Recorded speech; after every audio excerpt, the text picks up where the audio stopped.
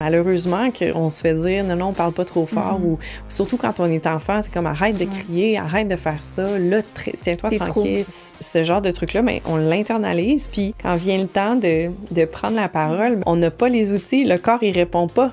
On peut pas vraiment se cacher derrière notre voix. C'est souvent le reflet de comment on se sent.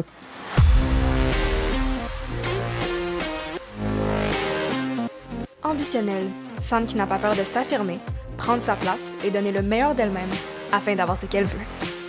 Donc, Anaïs Maranda, merci beaucoup d'être avec moi sur Ambitionnelle aujourd'hui. Avec plaisir, avec plaisir. C'est vraiment le fun de te revoir parce que pour ceux qui ne le savent pas, j'ai fait des cours de chant avec Anaïs il y a 10 ans déjà. J'étais au secondaire. Oui. Donc, c'est comme ça qu'on s'est connus. Oui, tout à fait. Puis on ne s'est pas revus depuis, là. Mais c'est ça. On se suivait sur les réseaux sociaux, je voyais qu'est-ce que tu faisais, mais on ne s'est pas revus pour jaser depuis longtemps. Exactement. Oui, c'est vraiment super de te voir. Merci encore de l'invitation. Ça fait plaisir. Donc, écoute, pour catch-up depuis la dernière fois qu'on s'est vu, c'est quoi ton parcours? Qu'est-ce qui s'est passé depuis? Où est-ce que tu es rendu aujourd'hui? Et d'où est-ce que tu es parti? Oui. Écoute, si on catch-up les 10 dernières années... Écoute, il s'est passé beaucoup de choses. J'ai sorti beaucoup de chansons sous mon nom d'artiste Amarante. Donc ça, c'est un nouveau projet pop électro en français. J'enseigne le chant au collégial maintenant. J'écris des chansons pour les autres. Puis tout récemment, je suis devenue coach vocal parce que j'ai remarqué que les outils que moi j'utilisais et que j'enseigne depuis plus de 15 ans de technique vocale et de chant, ça s'appliquait aussi pour la prise de parole pour les femmes. Fait que cet automne, j'ai sorti Trouver sa voix, prendre sa place, qui est, dans le fond, un espace dédié à aider les femmes à libérer leur voix. Et dans le fond, ça va être des cours en ligne prochainement et des ateliers et du coaching privé, là. Fait que c'est pas mal ça. Je te dirais que je suis devenue maman aussi, ça, c'est pas mal la nouveauté. Ouais, c'est pas mal ça. Quand même, puis... Tu as dit que tu as eu l'idée de devenir coach vocal par rapport aux exercices de chant que tu fais avec tes clientes. Mais toi, en tant que personne, comment est-ce que tu as trouvé ta voix dans tous les sens du terme? Écoute, je pense que c'est un travail d'une vie, trouver sa voix, premièrement. Mais je te dirais que le gros de mon travail des dernières années, ça a été d'assumer, en fait, qui je suis. Je pense que moi, je suis rentrée à l'université en chant de jazz en me convainquant que j'aimais le jazz, alors que je m'achetais jamais d'album jazz et que j'écoutais juste du pop, tu sais. Fait que j'avais cette tendance de rentrer dans la boîte qu'on me donne et en oubliant un peu mon identité, qu'est-ce que moi j'aimais, même qu'est-ce que j'avais du fun à faire, là. Tu sais, c'était pas quelque chose que... Pour moi, si ton travail, c'est pas supposé être le fun. Ton travail, c'est supposé être du travail, c'est pas supposé... Fait que, donc, ça a été, je te dirais, trouver ma voie.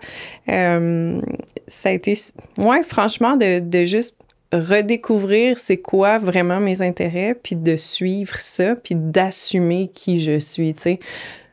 OK, oui, il y a une boîte, mais il y a d'autres boîtes.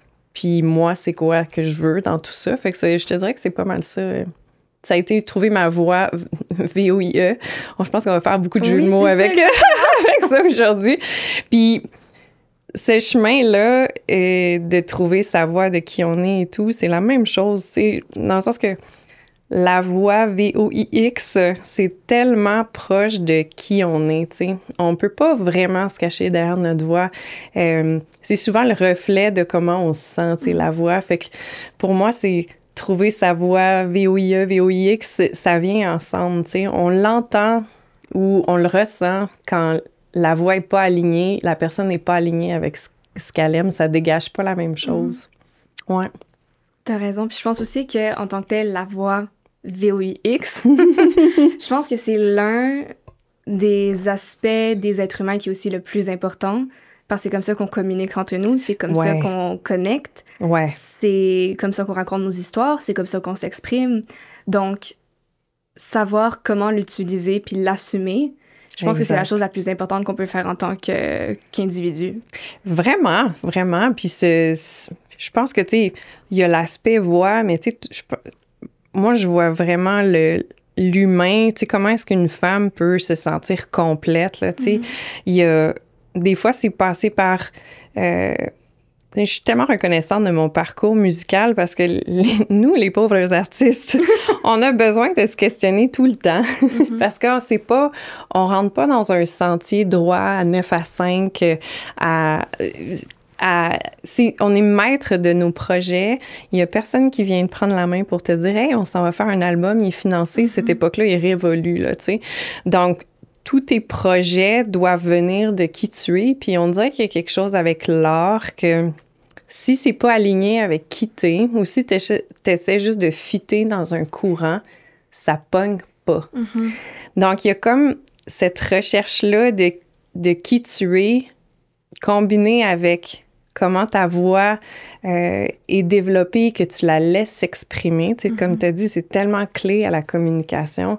Fait que pour moi, il y a comme tout cet aspect holistique là, tu sais, de qui on est, puis ça peut passer par la voix, ça peut passer par l'art, ça peut passer par le travail corporel, le yoga, la spiritualité.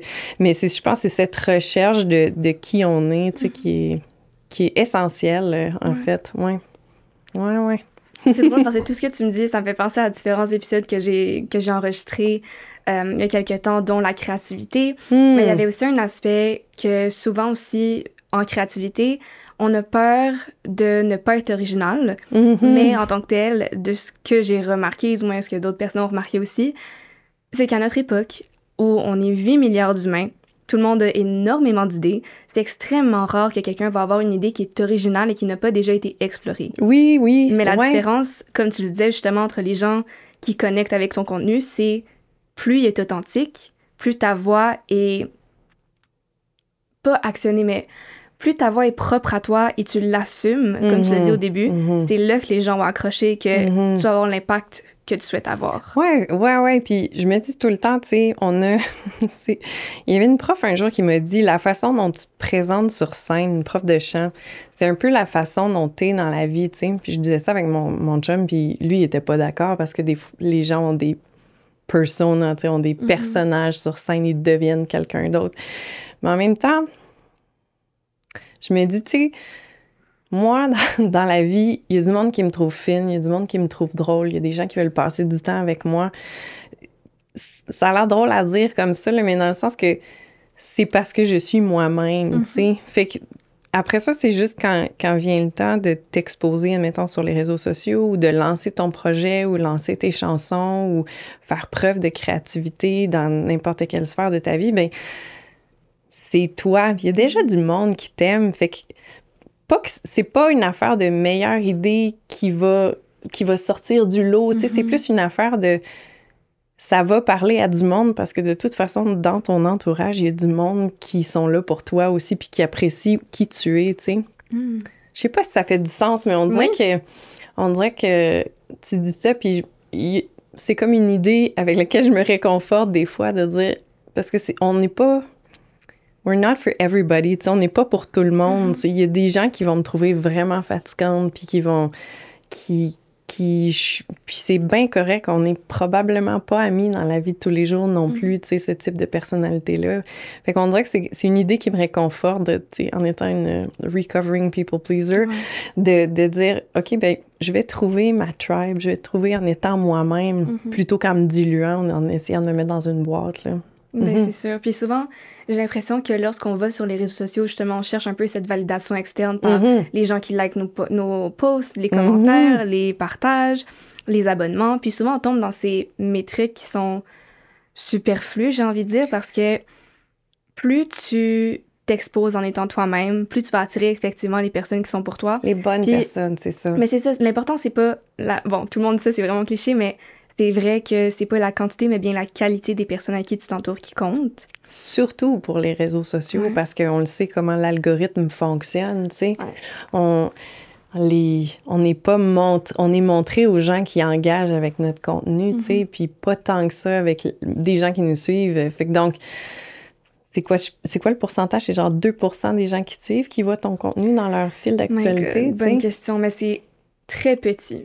C'est ça. Donc, c'est une petite portion qui engage déjà avec ton contenu, donc qui t'aiment, tu sais, qui vont répondre. Alors, en bout de ligne, si c'est 10 personnes qui sont full avec toi versus 10 000 qui sont juste à scroller.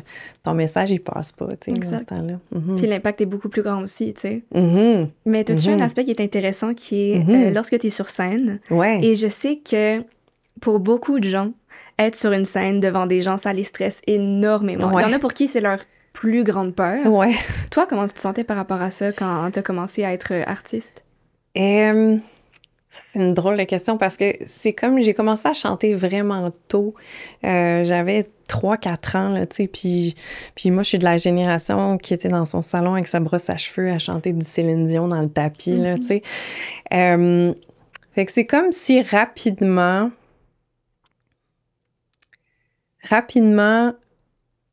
moi, j'étais vraiment à l'aise sur scène. C'était pas compliqué, tu sais. C'est naturel. C'est vraiment naturel. J'avais un petit côté, je pense, enfant qui était très entertainer, tu sais. Fait que c'était pour moi de faire mon show, c'était vraiment quelque chose qui était juste excitant puis le fun, tu sais. Puis je pense qu'il y a eu l'adolescence, puis le jeune adulte. Puis là, ça a changé, tu sais. J'ai perdu un peu de fun parce que aussi, mes moments de performance sur scène, c'est devenu des examens, tu sais.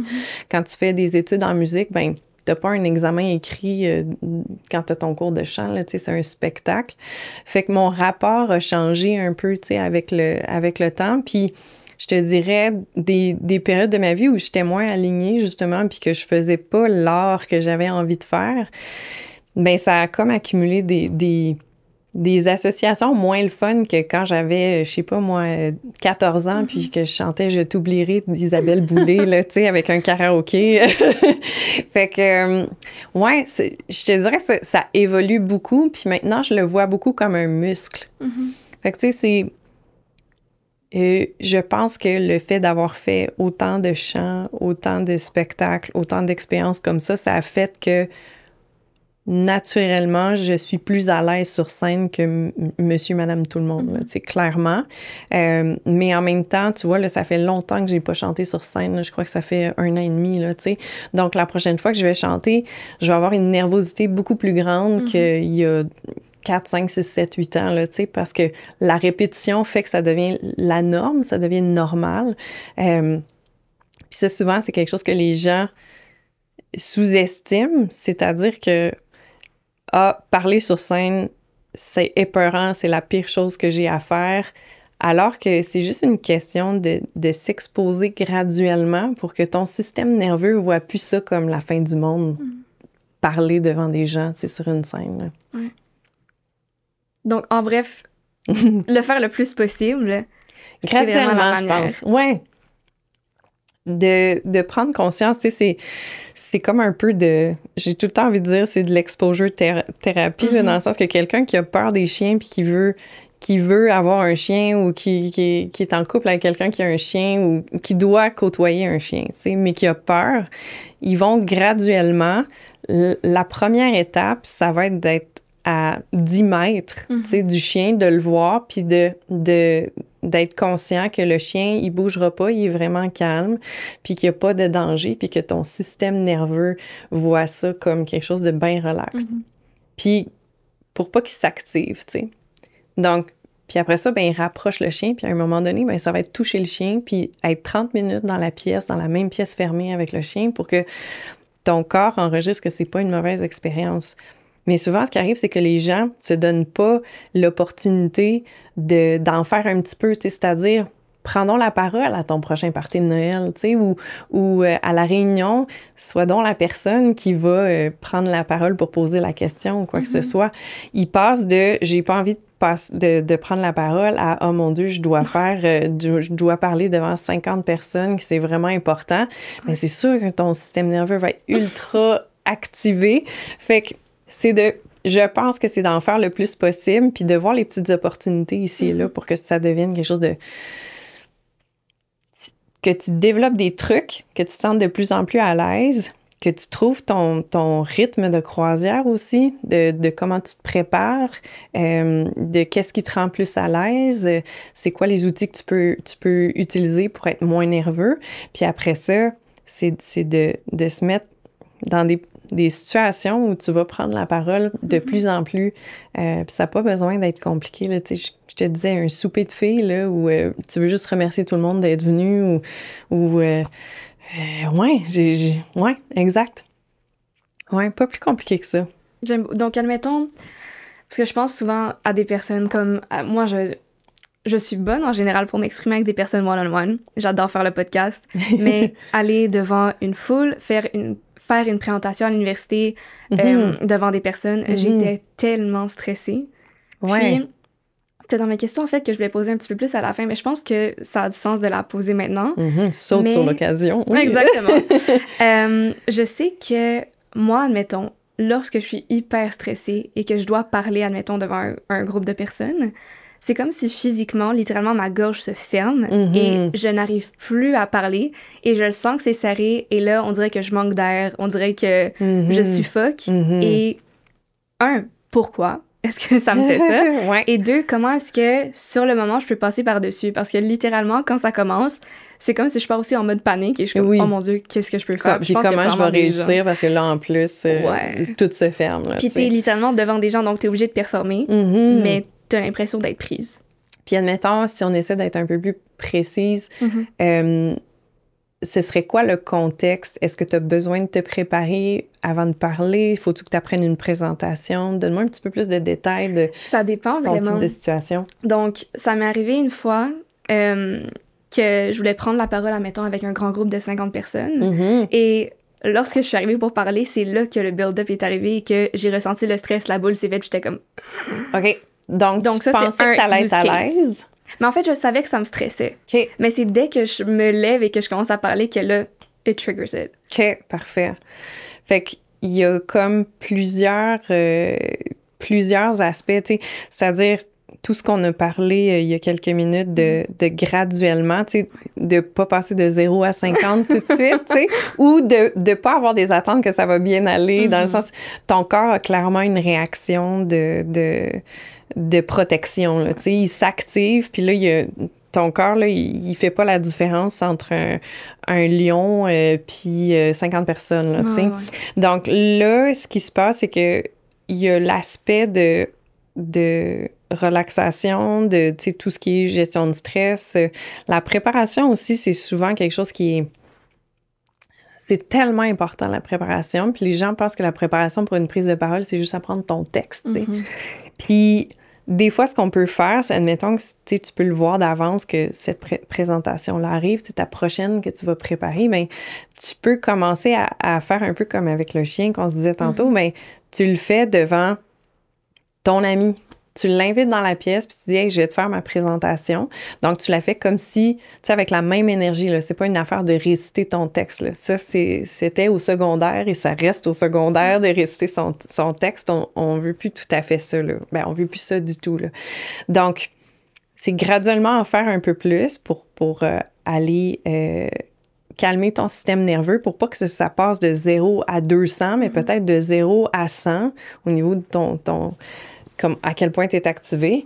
Puis après ça, au niveau technique vocale, de qu'est-ce qui se passe dans ton corps, c'est que là, tu as un resserrement. Et souvent, les gens pensent qu'ils manquent d'air, mais ce qui se passe, c'est qu'ils hyperventilent. Donc, ça veut dire que tu as l'impression que tu manques d'air parce que là, tu cherches ton air, mais en fait, tu as trop d'air à l'intérieur. Puis là, ça build, puis là, tu es comme, oh mon Dieu, je peux plus respirer. Mais en fait, tu n'es pas en train de manquer d'air. Tu as l'impression qu'il faut que tu expires. Fait que, tu sais, le classique du sac de papier brun, là, tu sais, dans le fond, dans ce temps-là, c'est d'essayer d'expirer, de se concentrer sur sa respiration, ça, c'est déjà un bon élément. De se dire, OK, mon corps a une réaction, de normaliser la réaction aussi, puis de pas faire comme, oh mon Dieu, qu'est-ce que je vais faire, tu sais. Puis après ça, au niveau de la technique vocale, ben il y a des outils qu'on peut aller chercher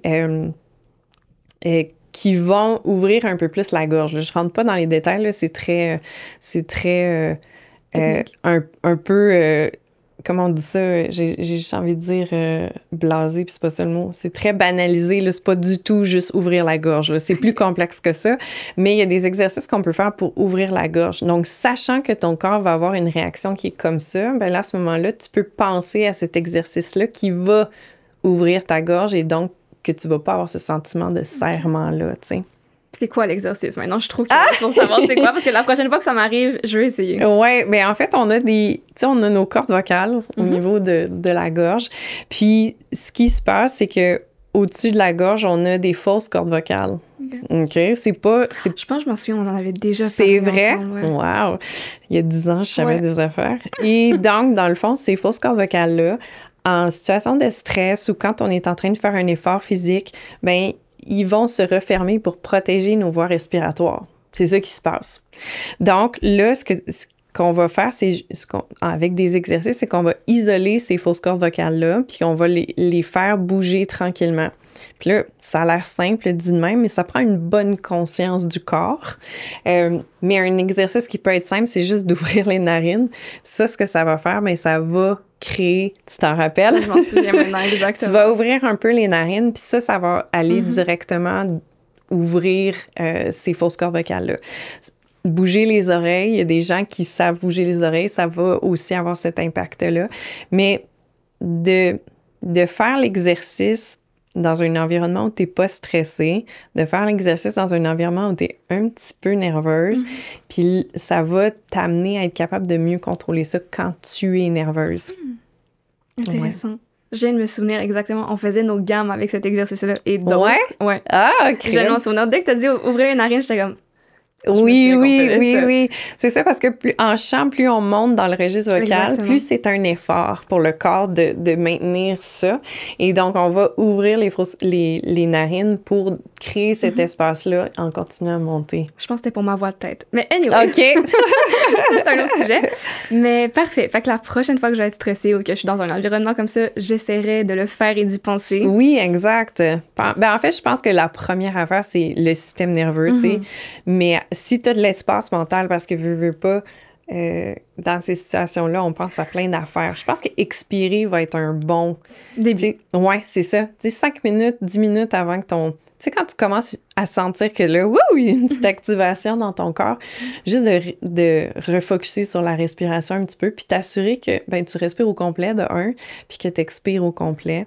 Puis ça va calmer ton système nerveux, mais aussi tu vas rester comme connecté dans ton corps versus l'excitation qui peut arriver avec le stress. Puis y a-tu un certain nombre de secondes, admettons, lorsqu'on fait des exercices de respiration? Parce que des fois, j'entends sur les réseaux, respire 7 secondes, retiens 3 secondes, expire 5 secondes.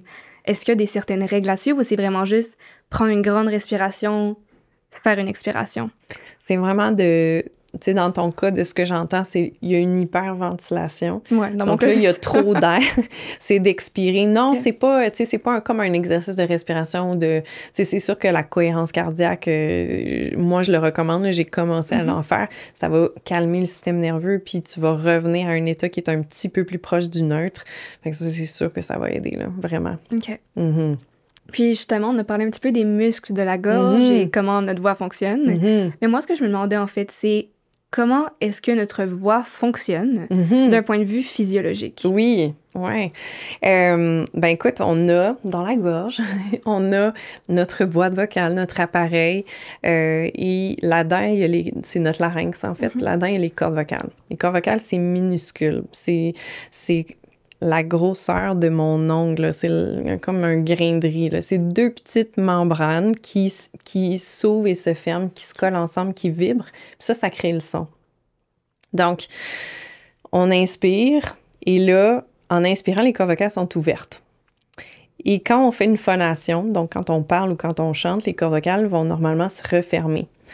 Et c'est la pression d'air qui est comme qui build à l'intérieur parce que l'oxygène s'est transformé en CO2.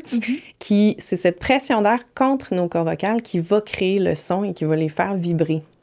La meilleure image que je peux donner, c'est l'espèce de ballon de fête qu'on va gonfler, puis que là, on tire les bouts, puis que ça va faire « fuit ». Ça, c'est exactement comme nos cordes vocales. C'est la pression d'air contre un petit espace qui vient faire vibrer, puis qui crée un pitch, qui va faire un son. Donc ça, c'est... Dans un premier temps, c'est ça qui se passe. Donc, la source du son, c'est vraiment les cordes vocales. Mais après ça, les cordes vocales, le son qui est dans les cordes vocales, c'est une chose, mais après ça, là, il va voyager dans le reste du corps. Donc, le cou, la tête et pourquoi toi et moi, on n'a pas la même voix quand on parle? Ben, c'est parce que notre forme de tête puis de corps n'est pas la même. C'est pour ça. Exact. Okay. Puis, tu sais, un violoncelle va pas sonner comme un violon parce que leur caisse de résonance est pas la même. Nous, notre corps, c'est notre haut-parleur, c'est notre caisse de résonance. Donc, c'est normal qu'une Ginette Renault puis une Céline Dion sonnent pas pantoute de la même façon. C'est normal que Ginette Renault, elle ait beaucoup de coffre et qu'elle ait beaucoup de power, beaucoup de puissance vocale parce que elle a une cage thoracique qui est beaucoup plus large que celle de Céline Dion. Elle a un cou qui est plus large. Tout ça influence le type de voix que les gens ont. Puis après ça, ce qui est cool, c'est qu'il y a des choses qu'on peut pas changer. Tu sais, moi, la forme de ma tête puis la longueur de mon cou, c'est difficile à changer maintenant. C'est cela. Mais il y a des éléments au niveau de la physionomie qu'on est capable de changer. La position du larynx, la position de la langue. Est-ce que tes cordes vocales on appelle ça des masses de cordes vocales, mais la façon dont on peut modifier ces affaires-là, c'est des structures qu'on bouge. Ben là, on peut influencer notre couleur. Donc, quelqu'un qui n'a pas beaucoup de projection, on va aller regarder différentes structures, on va faire différents exercices, puis en travaillant avec le corps, en changeant des éléments, ben là, la voix va sonner différemment. C'est vraiment intéressant. Oui, parce vraiment. Que ça, quand tu parlais justement, la question m'est venue, pourquoi est-ce que certaines personnes ont des voix différentes que d'autres? Pourquoi certaines sont plus aiguës, d'autres plus graves? Ouais. C'est exactement pour ça. Mais là, je sais pas si tu as la réponse à la question, c'est un petit peu plus, je pense, sociologique que d'autres choses. Ouais. Mais parce qu'on s'entend, la voix, c'est du son. Puis en tant qu'humain, on sait qu'on peut moduler notre voix pour faire différentes, pas vibrations, mais quand des tons différents, admettons, on va monter, on va descendre. Pourquoi est-ce que on n'a pas le même ton de voix tout le temps et qu'on fait des modulations dans notre voix lorsqu'on s'exprime? Ah, c'est une bonne question. Je pense que c'est peut-être, admettons, lorsqu'il y avait un danger, peut-être qu'on devait avoir plus d'intonation, lorsqu'on était calme, mais... Je me demande si c'est peut-être dans le développement du langage que tu sais, de certaines inflexions, peut-être que la modulation, justement, est arrivée avant les mots. Ben, je suis certaine, mais c'est peut-être pour ça que ça a évolué de cette façon-là. Ouais, je dirais. Puis, tu sais, ce qui est intéressant aussi, c'est qu'on voit différentes cultures ou dans différents pays ou même différentes régions, les modulations vont changer. Donc, il y a un aspect aussi qui est culturel. Puis, ce qui est intéressant aussi, en tout cas, on parle de techniques vocales, là, j'adore ça. Ben oui. Mais ce qui est intéressant aussi, c'est de voir comment, moi, quand je parle en français puis quand je parle en anglais, ma voix se place pas à la même façon. Vrai. C'est la même chose quand je parle, quand je chante en français puis quand je chante en anglais. Puis, je travaille avec une cliente en ce moment, puis elle me disait, ma voix, je suis tellement plus à l'aise à chanter en anglais qu'en français, pas parce qu'elle aime mieux chanter en anglais, parce que sa voix, elle a été plus entraînée, puis elle n'a pas encore trouvé, à mon avis, juste la façon d'optimiser le français pour la voix chantée. Donc, ça répond pas directement à ta question de pourquoi on module ou pas versus du monotone, mais c'est quand même intéressant de voir aussi que, tu sais, au niveau culturel, ça m'a vraiment marqué. Quand j'ai commencé à enseigner, j'ai eu une élève qui venait du Danemark. Et donc, ça faisait 3 ans, je pense, qu'elle était à Montréal, puis elle est venue prendre des cours de chant avec moi. Puis, je trouvais, c'était vraiment clairement une alto, là, tu sais, elle avait une voix vraiment basse, puis elle parlait ici, puis je me disais, oh, wow, elle a donc bien une voix basse. J'ai pas entendu ça souvent. Puis elle m'a fait découvrir des chanteuses du Danemark, puis toutes les femmes parlaient vraiment plus bas, avec un larynx plus bas, comme ça, une couleur de voix, blablabla. Puis c'est ça qui est intéressant de voir, tu sais, tu vas aux États-Unis, puis dépendamment à quelle région, ben là, oh my God, he was so cute! Ah! Ou tu sais, s'il y a un petit peu de country ou un petit peu de sud des États-Unis, ben là, la voix va changer, le placement est complètement différent, là. C'est vraiment intéressant. Vraiment, Ah, vraiment. je sais pas si c'est Vous ça, allez il y a plus probablement- jamais écouter les voix de la même façon. Exact, les couleurs de la voix, on va toutes différencier Mhm. ça. Mais moi, j'imagine qu'il y a peut-être des personnes qui ont fait des études là-dessus. En fait, je peux pas croire que personne soit intéressé encore, C'est sûr. mais à vérifier. Mhm. Mais sinon, donc ma question c'est, admettons pour les femmes Mhm. qui cherchent leur voix et qui Ouais, savent pas trop comment s'y prendre, ouais. quel conseil est-ce que tu aurais à leur donner? C'est une bonne question. Moi, ce que j'aime faire quand j'ai des nouvelles clientes, c'est pas de écouter avec mes oreilles de professionnel puis de dire, OK, on va réparer telle affaire, on va gérer telle affaire, ça marche pas, ça, c'est telle affaire, je vais modifier pour avoir une voix optimale comme moi, je veux l'entendre pour mes oreilles, tu sais. Je leur demande plutôt, c'est quoi que tu fais dans la vie? C'est quoi la frustration? Où est-ce que tu veux aller? Puis est-ce que ta voix te supporte dans ce chemin-là? T'as-tu la voix que la personne que tu veux devenir dans 2 mois, 3 mois, 1 an, 5 ans, whatever? Est-ce que tu as la voix de cette personne-là? Est-ce que ta voix te supporte pour aller dans cette direction-là? Parce que quelqu'un qui veut être à la tête d'une entreprise ou qui veut une promotion, mais qui va parler comme ça, puis qui n'aura pas l'air d'avoir beaucoup d'autorité, bien probablement que ça va pas être la première personne qu'ils vont penser pour la promotion, tu sais. Donc, c'est plus de... Moi, je l'approche de cette façon-là. Et là, après ça, bien, trouver sa voix. En fait, la voix, tu sais, on en a parlé, la façon dont... La langue qu'on parle, la région où on habite, notre milieu, est-ce qu'on vient d'une famille de gens qui sont vraiment loud puis qui rient fort, ou bien on vient d'un milieu où non, faut pas trop déranger. Ben tout ça, oui, notre corps fait qu'on a la voix qu'on a, puis notre bagage émotionnel aussi fait qu'on a, aujourd'hui, on est le résultat vocal de tout ça. Fait que chercher sa voix, je pense que, tu sais, à nouveau, comme je te disais, la voix VOIE puis VOIX sont tellement reliées. Fait que c'est ça, moi, je dirais, c'est plus de commencer à se poser la question de OK, je veux démarrer mon entreprise, je dois aller chercher des investisseurs, j'ai envie de me bâtir une équipe solide. Quel genre de leader je vais avoir besoin de devenir? Puis je parle au futur parce que si c'est pas arrivé encore, parce que ça se peut, là, moi j'arrive des fois dans des ateliers, puis je fais faire des exercices, puis je leur dis, puis comment vous avez trouvé ça? Puis il y a des femmes qui sont comme, ça va. Genre, moi, j'aimais déjà mon volume, j'aimais déjà ma voix, j'ai pas de problème. En tant que telle, ces femmes-là ont trouvé leur voix, là, tu sais.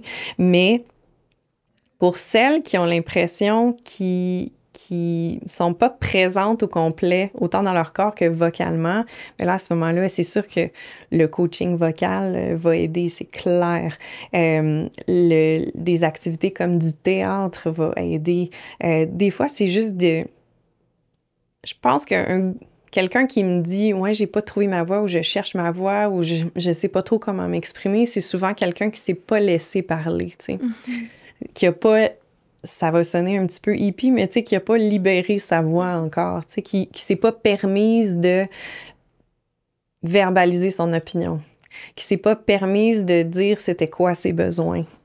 Donc, moi, je commencerai avec des petites affaires comme ça, puis d'avoir du plaisir d'imiter l'animatrice à la radio dans la voiture. Quand dans la douche, ça sonne si bien à cause de la céramique, de se permettre de dire des phrases un petit peu plus fort qu'on est habitué, qu'on dit souvent, ou de se pratiquer une prise de parole, ou quand t'appelles pour un rendez-vous chez le garagiste, prends-toi une voix pour le fun, pour voir justement une voix un petit peu plus autoritaire ou une voix un petit peu plus girly, ou juste pour voir c'est quoi comment tu te sens toi en le faisant, ou c'est quoi la réaction de l'autre personne, tu sais, quand tu prends une voix d'une certaine façon. Ouais. Tout ce que tu... Honnêtement, je pense que j'ai 3-4 questions en tête en ce moment, mais commençons par les deux que je pense qui sont reliés. Donc, je vais rebondir par tes derniers propos qui étaient de prendre la voix de personnes que t'admires. Ouais. Je pense que l'affaire la plus facile, c'est de prendre un personnage de série télé que t'aimes et l'écouter. Essayer de reproduire sa voix en même temps. Vraiment. Fait que je pense que ça peut être un bon exercice juste avec toi-même même. T'as pas besoin d'appeler quelqu'un, fais-le pour le fun, enregistre-toi sur ton téléphone. Mais tellement. Regarde c'est quoi les différences, analyse ta voix, puis regarde quel aspect t'aimes le plus. Exact, vraiment. Puis tu sais, moi je le dis tout le temps pour des élèves, ou je le fais avec moi, là, tu sais, quand j'ai enregistré des chansons en studio, j'enregistre dans mon studio avant pour pouvoir écouter tout de suite puis faire mes ajustements. Donc, s'enregistrer, c'est le meilleur professeur. Puis on est équipé aujourd'hui, là, on a ça sur les téléphones, là, on peut s'enregistrer avec notre voix puis tester des prises de parole, là, justement en s'écoutant. Hey, finalement, tu sais quoi, à chaque fois que je dis le mot projet, j'avale mon P. Projet. Donc, ce sera pas hyper convaincant, tu sais. Fait que vraiment, c'est un super bon exemple. Puis l'humain, il apprend par imitation, tu sais. Moi, je me rappelle, là, j'ai une image de moi clairement j'ai appris mon anglais avec Gilmore Girls, moi. Ben oui. Et je répétais des phrases, je mettais les sous-titres, puis je répétais des phrases avec elle, là, tu sais. Fait que oui, vraiment, c'est des super bons trucs que t'as donnés. Veux-tu ma job? Non, je pense que c'est l'expertise ici, je vais être correcte. Je suis très bien avec interviewer les gens puis apprendre. Mais je pense que t'as parlé justement un petit peu au début aussi du fait que admettons, si une femme aimerait diriger une entreprise, puis si elle a une voix qui est un petit peu plus réservée et plus calme, elle va peut-être moins avoir le poste, du moins qu'une femme qui a une voix plus forte, qui projette plus. Puis, je voudrais savoir, pourquoi est-ce qu'on a des perceptions différentes de la voix? Parce qu'une femme peut avoir confiance en elle, mais son expression est plus calme, posée, relaxe, tandis qu'une autre va être justement plus enflammée, qui va projeter plus, qui va parler plus fort. Mais pourquoi est-ce qu'on a ces différentes perceptions des voix? Puis, comment est-ce qu'on peut développer cette confiance en soi, puis la traduire à travers notre voix? Là, il y a 2 questions. Là, oui, c'est ça. Mais je l'ai comme mis ensemble, parce que je pense qu'ils vont un peu ensemble, mais... Ben, en fait, je pense que c'est un bon point déjà de se rendre compte que la voix fait partie de la perception, tu sais, influence beaucoup. Souvent, les gens pensent au non-verbal. Puis ça a vraiment du poids là, dans la façon, tu sais, la première fois qu'on rencontre quelqu'un, c'est clair, là, le non-verbal, il y a beaucoup d'impact. Ce qu'on dit a beaucoup d'impact. Mais la couleur de la voix, c'est souvent le petit dernier auquel on pense ou qu'on sous-estime. Puis, tu sais, je peux te faire des admettons... Hey, salut, je m'appelle Anaïs Maranda. J'ai commencé une nouvelle compagnie, ça s'appelle Trouver sa voix, prendre sa place. Moi, je crois que les femmes, on est vraiment capables de faire beaucoup. Alors, voici pourquoi j'ai créé cette... tu sais, juste dans la couleur, tu es capable de me décrire la personne. Moi, je l'appelle la cheerleader parce qu'elle a de l'énergie, elle est dynamique. Est-ce qu'on serait amis? Je suis pas sûre. Peut-être que je la voudrais dans mon équipe, par exemple, parce qu'elle va amener un vent de fraîcheur, un dynamisme et tout. C'est ça, on est capable, tu sais, je fais juste repenser à des appels que j'ai eus aujourd'hui au téléphone, puis ça m'en dit tellement long sur la personne. Puis, tu sais, au téléphone, on n'a pas le visuel, là. T'es capable de... c'est ça, de créer le personnage qui vient avec la voix. Là. Puis des fois, tu as raison, il y a une dichotomie. Tu rencontres la personne que tu as juste entendu la voix, puis là, wow, ça fit moins, tu sais. Puis des fois, c'est juste une affaire de physionomie, puis il n'y a pas de grande explication avec ça. Mais en même temps, tu sais, je pense que quand quand la voix puis la perception est une chose, puis à l'intérieur, la personne, mettons, tu me disais, elle a la full confiance, blablabla, puis... mais l'autre personne n'a pas de nécessité. À l'intérieur, elle n'est peut-être pas confiante. Ou, tu sais, mettons, moi, j'ai donné une présentation récemment, c'était un bon 10 minutes en anglais, puis ça m'a rendue vraiment nerveuse parce que je présente pas souvent en anglais, puis je quand même assez bonne en anglais. Mon conjoint est anglophone, là, tu sais, donc je baigne là-dedans, mais nous, on baigne dans le franglais. C'est pas la même chose. Et là, ça m'a rendue vraiment nerveuse, puis je voulais vraiment bien performer, c'était important pour moi, fait que j'ai travaillé fort, mais j'étais nerveuse. Ma performance était hallucinante. J'avais un coach de communication en plus pour l'événement, fait que ça a vraiment été super. J'ai vraiment fière de moi.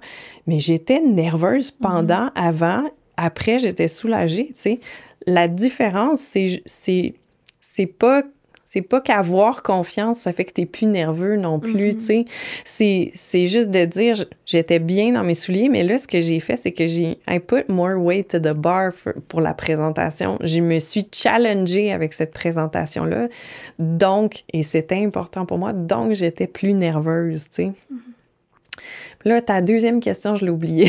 C'est dans le fond, comment est-ce qu'on peut développer notre voix? Oui. Parce que, admettons, quelqu'un qui est un peu plus nerveux, qui a moins confiance en elle, qui a une voix un petit peu plus réservée. Comment est-ce qu'on peut développer cette voix qui va, du moins, si c'est pas entièrement vrai, fake it till you make it, puis faire,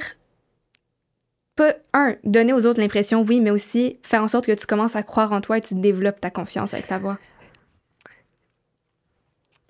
Moi, c'est vraiment une bonne question. J'ai l'impression que la confiance en soi, tu sais, je l'ai vu, là, j'enseigne le chant depuis 15 ans, là, on l'a dit, là, puis je l'ai vu l'impact que travailler sur sa voix a sur la confiance, là, à maintes reprises, là. Tu peux travailler sur ta confiance en toi, puis ça va avoir un impact sur la voix et la façon dont tu te présentes. Mais tu peux aussi travailler sur ta voix et ton corps. Et ça va avoir un impact sur ta confiance en toi. Fait que, admettons qu'on part avec la technique vocale, parce que c'est ça qui est intéressant. Ben, c'est pour ça que je suis assise ici. Exactement. C'est ça qui est intéressant. Il y a beaucoup dans la posture. Donc, on est dans une ère où on est beaucoup assis, on est beaucoup devant nos écrans, devant notre ordinateur, nos téléphones, etc. Et physiquement, on est, à moins d'être quelqu'un qui est très en forme, qui est plutôt athlétique, on est très désengagé physiquement. Puis ça a un gros impact sur la voix. Parce que la voix, on en a parlé, c'est des petites structures. Fait que si le corps n'est pas là pour supporter le travail de ces petites structures-là, ben c'est sûr que la voix va pas être au rendez-vous autant que si le corps était là. Fait qu'admettons, c'est aussi simple que tu ramasses tes sacs d'épicerie, ben si tu n'engages pas tes abdos pour te pencher pour ramasser tes sacs d'épicerie, ben c'est toute la structure qui le prend. Donc, tes articulations, c'est eux qui vont prendre le poids. Donc, si tu engages tes abdos, puis là, tu ramasses tes sacs, soudainement, tes sacs sont plus légers. Ce qui se passe quand je commence à travailler la posture avec une cliente, ben, bam, ça devient facile de parler, de projeter, puis on gagne en volume alors qu'elle n'a pas travaillé plus fort. Elle n'a pas parlé plus fort, elle a juste réveillé son corps pour qu'il projette. Ce que ça donne être obligé de maintenir une posture, parce que moi, j'ai dit maintenir la posture, mais être obligé de maintenir une posture qui va faire que sa projection va être plus facile. Puis regarde-moi le torse en ce moment. J'ai l'air beaucoup plus confiante, puis beaucoup plus à l'aise, puis je me fatigue beaucoup moins vocalement aussi, tu sais. Fait que ça, c'est comme un des gros morceaux, c'est de changer cette posture-là. Puis après ça, des fois, bien là, ça peut être est-ce que la couleur de voix est appropriée pour ce qu'elle veut faire? Tu verras pas une femme en politique avec la couleur de voix d'une cheerleader. Je pense pas. Non, du tout, c'est ça, parce que les gens veulent être sûrs qu'ils peuvent avoir confiance en la personne. Comment? Savoir l'idée, admettons. Exactement, c'est ça. Donc, puis tu sais, la grande majorité des femmes en politique ont un coach vocal pour justement... Ils ont des coachs en communication, des coachs vocales. Ils ont des équipes avec qui ils travaillent pour donner cette impression-là au public qu'elles lead et qu'elles peuvent leader, tu sais. Intéressant. Ouais. Donc, si, admettons, là, je vais me prendre comme exemple, si tu avais des conseils à me donner pour améliorer ma voix. Ouais. Parce que j'ai un podcast, je fais des épisodes, je fais des solo-épisodes aussi parce que je parle pendant 30 minutes. Oui, j'ai vu. Et je sens ma voix se fatiguer des fois. OK. Donc, est-ce que tu aurais des trucs à me donner pour que j'ai une meilleure projection, pour que j'ai une meilleure, peut-être, articulation? Comment est-ce que je peux améliorer ma voix? Bien, ce serait quoi le premier, l'élément qui te fatigue le plus, là, dans le sens qui te tanne? Je pense que Lorsque je vais prendre mes solo épisodes en exemple, parce que c'est là que je parle vraiment, vraiment le plus, mais je pense que c'est l'énergie mentale que ça me prend qui vient ensuite me fatiguer, ouais. Okay. Parce qu'admettons, il faut que je me concentre sur donner la valeur, connaître mes faits, organiser. Puis je me reprends souvent, des fois, admettons, si je vais bégayer, j'ai recommencé la phrase au complet. Ouais. Si je suis pas satisfaite de la manière dont j'ai expliqué un certain élément, je vais le recommencer au complet. Donc, juste me concentrer sur tout ça fait en sorte que ensuite j'ai l'impression que vocalement, vers la fin de l'épisode, je deviens fatiguée, je parle un peu plus lentement. Puis probablement que les gens ne le remarquent pas, parce que ce sont pas moi-même, mais quand j'édite mes vidéos, je vois vraiment la différence entre le début de mon épisode et la fin de mon épisode. Ben, il y a un élément d'endurance aussi. Ça, c'est normal. Plus tu vas en faire, plus ton corps va être habitué, va répondre rapidement, puis il va créer de l'endurance. Tu sais, de la même façon que quand tu commences à jogger, au début, tu vas pas faire 20 km, tu sais. C'est de la musculature aussi, beaucoup la voix. Fait que tu vas... tu sais, moi, j'enseigne au cégep 2 jours par semaine, c'est des grosses journées. En début de session, à la fin de ma 2e journée, là, je suis fatiguée vocalement, là, mais vraiment. Puis, après ça, quelques semaines plus tard, ma voix est correcte, tu sais, parce que là, les muscles ils sont sollicités de nouveau, donc ils se repositionnent. Donc, tu as un élément d'endurance, mais aussi, je pense que ce qui serait bien pour toi, c'est que tu sais, comme tu m'as parlé d'une charge mentale de, OK, donner du contenu, comment je m'exprime, etc. Comme tu es très occupée là, plutôt que de dire, est-ce que où est mon larynx? Comment sont mes cordes vocales? Oui, en plus de tout ce qui se passe dans ta tête pendant que tu enregistres, ben, je te trouverais ta posture podcast. Okay. C'est-à-dire que j'essaierais de créer chez toi un automatisme de la posture optimale. Puis tu sais, quand je dis posture, là, je parle pas juste d'être droite, mais de c'est quoi le mode podcast. Okay. Quand je suis en entrevue, quand je fais mon solo podcast, mon corps se positionne comme ça et je vise là, puis t'as même plus besoin d'y penser parce que c'est devenu un automatisme. Moi, si on n'est pas en mode entrevue et je suis pas en mode atelier, enseignement, machin, je vais être assise de même. Puis je vais être vraiment relax. Puis, hey, ça va, on prend un café, ça fait longtemps qu'on s'est vu. Puis si je maintiens cette position-là pendant 1 heure, je vais probablement être fatiguée. Ouais. Puis tu sais, là, je le sens, je fais juste m'accoter, puis là, soudainement, ma voix baisse, puis on entend un petit peu plus de friture. Exact. Donc, ce serait de graduellement trouver c'est quoi la posture qui est optimale pour que ça devienne un automatisme, pour pas que tu aies pensé de la même façon que le chanteur ou la chanteuse. On va faire un test pour le reste de l'épisode. On va essayer de tenir droit. Attends, je vais venir te placer pour vrai. OK, parfait. Mais c'est ça, de la même façon que le chanteur-chanteuse, quand il arrive sur scène, il se met en mode chant tout de suite. Il est pas, même, puis je dis tout de suite quand il arrive sur scène, dans les coulisses, il se met déjà en mode chanteur-chanteuse et il s'en va sur scène. Je pense qu'un bon présentateur ou quelqu'un qui va prendre la parole va se préparer avant même que ce soit le temps de rentrer sur scène puis de faire sa prise de parole.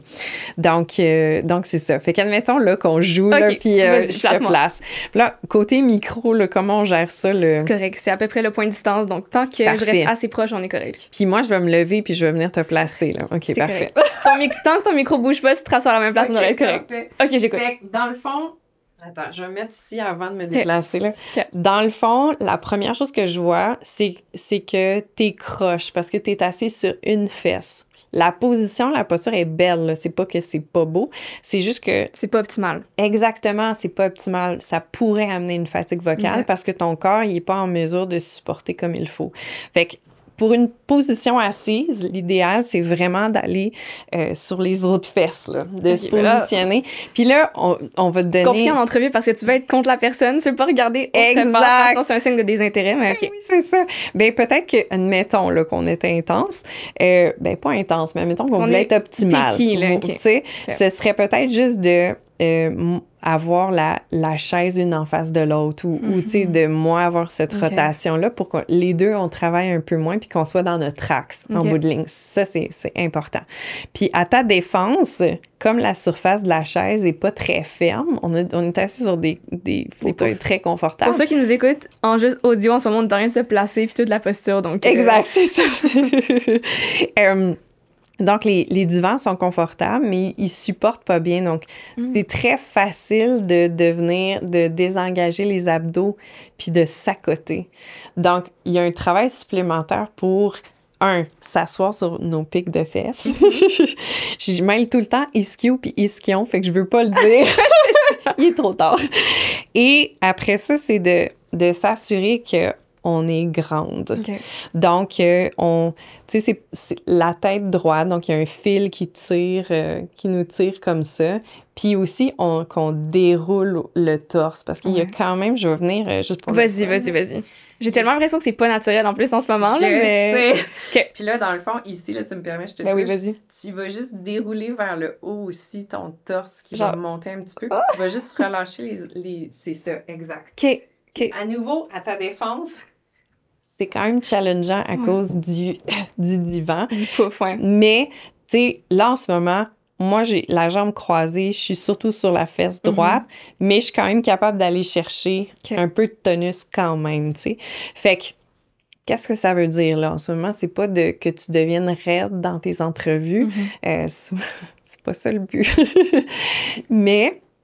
peut-être que quand tu fais tes solos, ben là, tu es un petit peu plus avancé sur ta chaise, tu vas viser ta caméra, puis tu vises vraiment que même si tu as le micro qui est là pour capter ta voix, toi, tu veux viser loin devant quand même, parce que ton corps, il va s'activer pour cette tâche vocale-là. Quand on sait qu'on a un micro, ou qu'on a le téléphone, souvent, le corps ne s'engagera pas parce que la tâche vocale n'est pas exigeante. Sauf que là, si toi, tu vises un peu plus loin, ben là, tu es en train de dire à ton corps, « Ah ouais, réveille.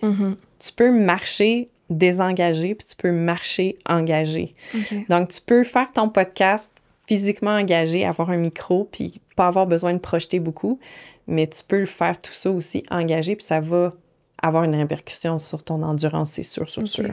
La prochaine fois que je fais un solo épisode, c'est sûr que je vais y penser, je vais me placer. Oui. Et c'est vrai que des fois, je regarde ma position, puis je remarque que je suis un peu, admettons, relax, slouch. Oui. Je regarde mon ordi, après ça, je repense. Tu sais, quand j'enregistre pendant 1 heure, puis après ça, je recoupe mes épisodes naturellement. Mais en général, ça tourne au cours d'1 heure.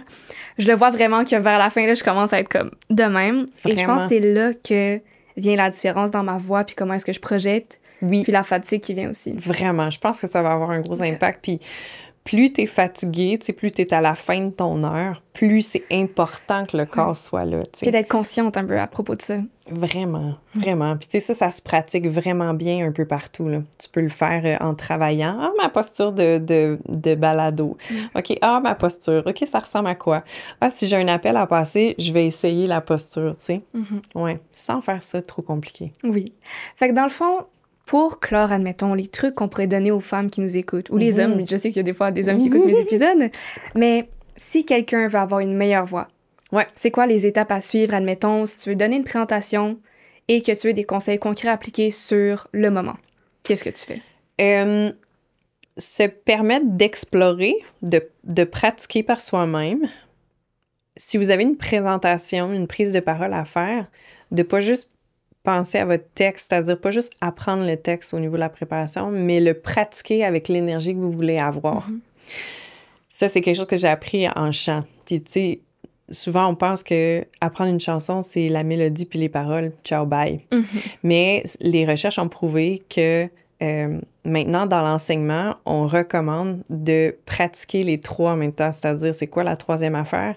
C'est l'interprétation. Donc, d'être déjà connecté avec l'émotion en même temps qu'on apprend les notes, en même temps qu'on est pianiste, et les paroles si on est chanteur. Donc, c'est un peu ça que je recommande. Si quelqu'un a une prise de parole à faire, c'est de tout de suite être dans l'énergie de la présentation. Parce que c'est ça qui va créer un automatisme. Donc, premier conseil. Après ça, évidemment, posture. Plus on va avoir une posture qui est solide, plus elle va répondre quand vient le temps de demander un peu plus au niveau de la voix, c'est-à-dire projeter. Engager les abdos, garder le dos droit. Pas engager les abdos, c'est ça qui est drôle. Okay. En fait, il faut les solliciter, il faut qu'ils soient là pour maintenir une bonne posture, mais des abdos qui sont tight, qui sont très serrés, va plutôt nuire. Parce que dans le fond, si je serre mes abdos, fais-le avec moi pour le fun. Okay. On serre nos abdos. Je sais pas si tu sens, mais ça vient de fermer au niveau des... T'as moins d'air aussi pour... Exactement. Donc, c'est pas de serrer, mais c'est plutôt de maintenir une posture qui va aider. Puis après ça, des petits trucs, là, souvent, je pense que c'est de se permettre... Il y a beaucoup de femmes qui viennent me voir qui ont l'impression que dès qu'on commence à projeter un peu, elles ont l'impression de crier. D'être agressive, admettons? Ou non, en fait, ils sont comme, ben là, je suis en train de crier. Ouais. Je vais pas faire ma présentation. C'est là que ton truc de s'enregistrer est tellement bon parce que moi, je suis comme, OK, oui, t'es passé de 4 sur 10 à 5 sur 10 puis t'as l'impression de crier, tu sais. Si Oprah est en train de faire une présentation, Oprah, en ce moment, est à 6,5, des fois 7 sur 10. Donc, c'est de s'habituer à avoir un volume qui est probablement plus élevé que le quotidien. Tu sais, les femmes, ça arrive, là, malheureusement, qu'on se fait dire « Non, on parle pas trop fort » ou surtout quand on est enfant, c'est comme « Arrête de crier, arrête de faire ça, là, tiens-toi tranquille, t'es trop intense, c'est trop fort. » Puis, ce genre de truc-là, ben, on l'internalise, puis quand vient le temps de prendre la parole, ben on n'a pas les outils, le corps, il répond pas. Il a jamais fait ça ou il a pas fait ça depuis 10-15 ans, tu sais. Ouais. Fait que d'apprivoiser ce volume-là, je pense que ça, c'est un très bon truc. Puis nos amis les consonnent. Je pense que ça, c'est plus...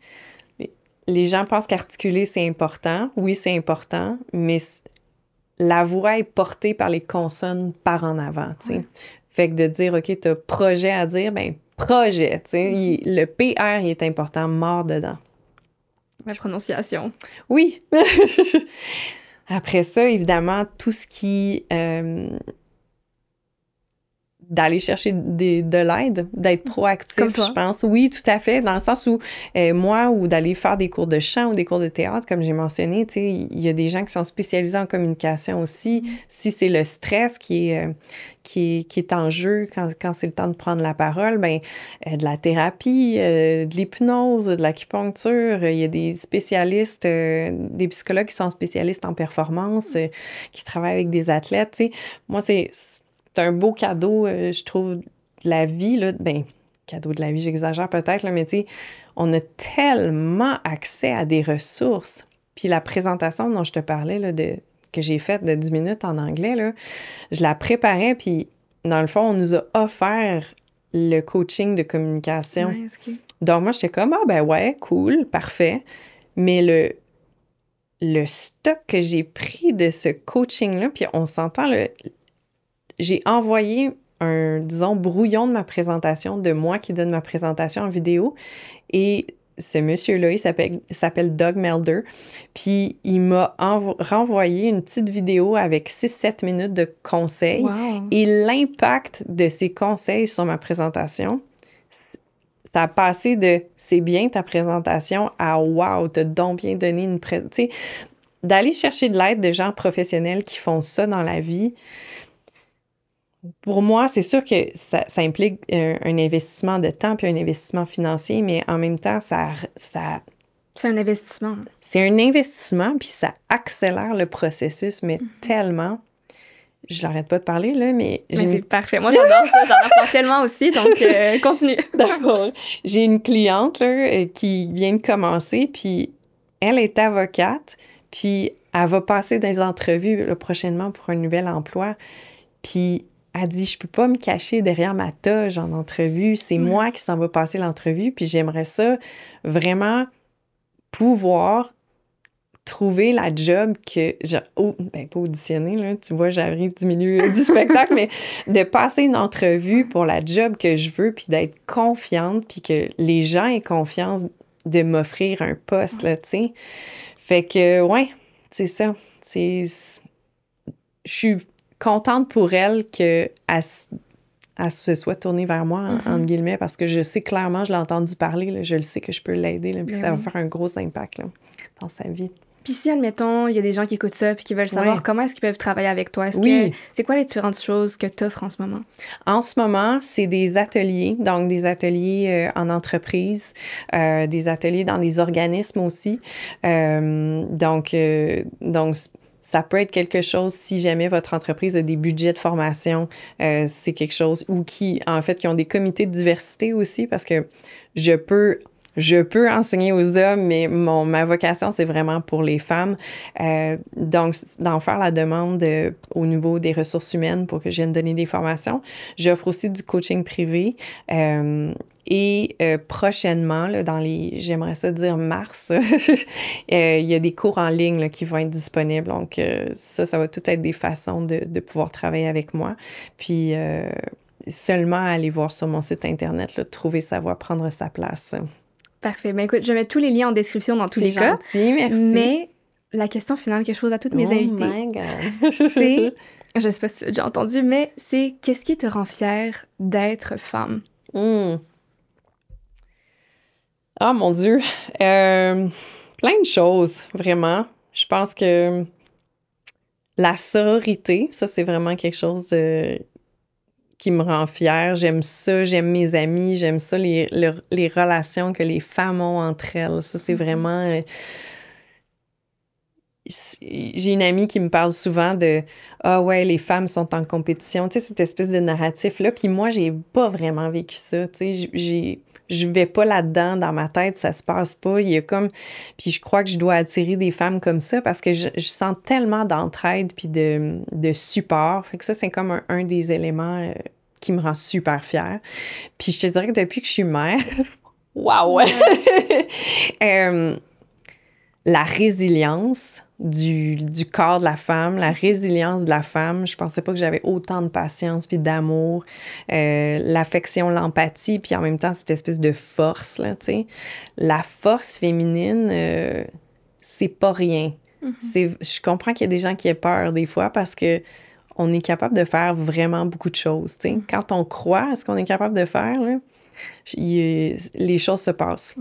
Donc, je dirais que c'est ça mes éléments qui me rendent fière. Je suis tellement d'accord avec toi dans le sens où moi aussi j'ai eu la chance d'être entourée de femmes qui m'inspirent à chaque jour, puis l'amour que j'ai pour mes amis, le support qu'on a l'une envers les autres, incroyable. J'ai eu la chance d'avoir ces amitiés-là, puis comme tu disais, je connais beaucoup de gens aussi qui pensent que les femmes doivent être montées les unes contre les autres, puis on voit tellement ça aussi comme message dans la société, que ce soit dans les films, les séries, les réseaux sociaux, mais ça devrait tellement pas être le cas.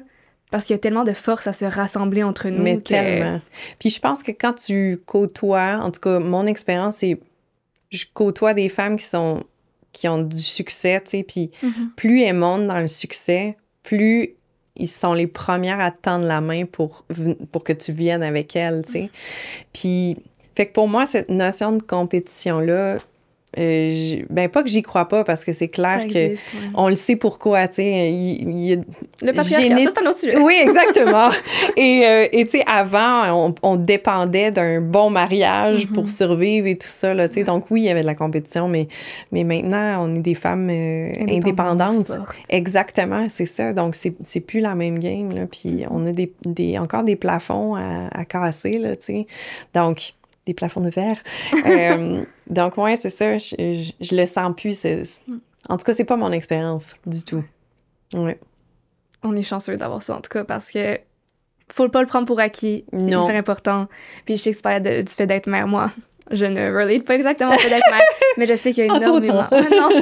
non, pas du tout. Pas pour moi en ce moment. Mais je sais qu'il y a énormément de femmes aussi qui m'ont partagé le fait qu'être mère pour elles, c'est la chose qui les rend les plus fières. Je peux comprendre pourquoi, parce qu'en tant que tel, tu deviens un modèle pour la future génération, puis c'est tellement un impact qui est important. Puis je suis certaine que tu es une excellente modèle pour ton enfant. Puis... T'es vraiment fine, vraiment. Puis je pense qu'il y a comme un... C'est ça, quand tu deviens mère, ta fille te regarde, tu sais. Ta fille te regarde. Tu sais, moi, j'ai une fille, là. Si j'avais un gars, j'aurais peut-être pas le même discours. Mais ma fille me regarde dealer avec mes besoins que je verbalise pas. Elle me voit dealer avec le découragement de telle affaire. Elle me voit dealer avec mes doutes. Puis c'est pas de dire qu'il faut pas qu'elle voie ces choses-là. Du tout, du tout. Moi, j'aime mieux qu'elle me voie dealer avec ça, puis qu'elle voit comment je m'excuse l'anglicisme, mais overcome, comment je dépasse, même si j'ai des doutes, que je continue à avancer, tu sais. Puis ça me donne vraiment beaucoup de... Encore une fois, c'est comme si t'ajoutes du poids sur tes haltères à chaque fois, tu sais. Puis ça rend ça plus difficile, là, de te muscler, mais c'est ça qui muscle, tu sais. Tu travailles plus fort parce que tu lèves plus de poids, mais en même temps, c'est ça qui fait que je suis encore plus solide, tu sais. Tu m'as pris 60 heures à coucher, tu sais. Oh boy, oui. 2 heures et demie à pousser. Je ne l'oublierai jamais, tu sais. Puis je dis ça, puis ça a été long, mais en même temps... en même temps, la force puis la résilience de... Wow! Tu sais, je pourrais jamais oublier ça, tu sais. En fait, j'ai oublié, mais dans le sens où ça reste quand même un accomplissement. Ouais. C'est biologique, hein, on oublie tout ça. Oui, sachez. mais c'est ça, puis t'as pas le choix avec un enfant. T'as pas le choix de te lever le matin. T'as pas le choix. T'as une mauvaise journée. La vie doit continuer, tu sais. Mais t'as une vie qui dépend de toi, là. Exact, c'est ça. Puis tu veux bien faire ta job aussi, tu sais. Exact. Tu vois, quand même, là, on a changé de ton de voix, hein. Oui. Mais là, c'est plus émotionnel. Oui, exact. C'est pas volontaire, tu sais, on le fait naturellement. Enfin, je pourrais encore par rapport avec l'étude. Oui, je sais, moi aussi, je pourrais continuer. Mais honnêtement, Anaïs, ça me ferait tellement plaisir si on enregistre un autre épisode ensemble par rapport peut-être au ton de la voix ou quoi que ce soit. Oui, vraiment. Mais vraiment, merci beaucoup d'avoir participé au podcast. C'était un plaisir de t'avoir. Puis j'ai énormément appris. Ah, merci vraiment. Puis je suis tellement fière de toi de voir la femme que tu deviens. Puis je le sais, c'est quoi, tu sais, avoir des projets qui nous tiennent à cœur. Puis bravo de continuer. Là, tu m'as dit, c'est le combienième épisode? Le tien, je pense qu'on va être rendu à soit autour de 40, je pense. C'est vraiment bon, là. Tu sais, c'est une chose d'avoir une idée puis de dire, OK, je vais faire ça. Après ça, tu le fais. Puis après ça, tu maintiens ça. Puis là, t'es rendu à 40, là. C'est pas rien, là. J'ai déjà eu un podcast puis je sais c'est quoi le travail de préparation puis de trouver les invités. Fait que félicitations. On se fait une petite tape dans le dos. Merci beaucoup. Avec plaisir, vraiment.